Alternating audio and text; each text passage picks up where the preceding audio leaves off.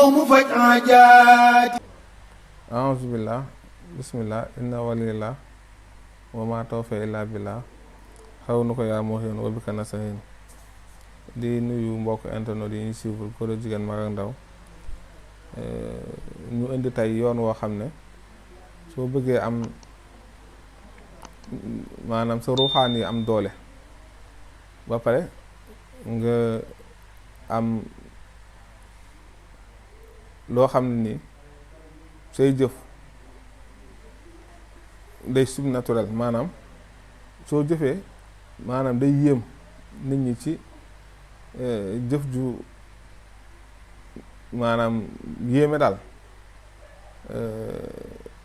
muy benn yoon ci zikar dina may rawxaan yéen nit ki doole, dina ko may basira, dina tax tam mu am xabul ba nit ñi dëgmal ko, dana waral tam mu am ijaaba ak baatin bu wér.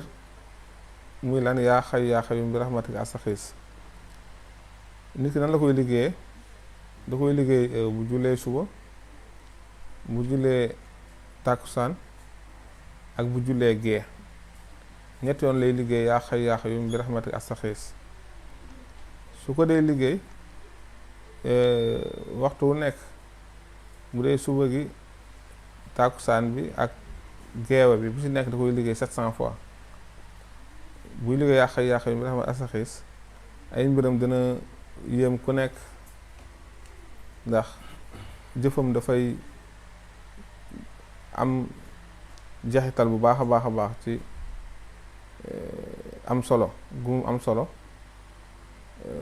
ay mbiram itam ak yokkuteem dana yokk ci fànn yëpp, dana am tam yëkkatiku bu baax a baax suy liggéey yaa xayyum bi rahmatika astaxiis.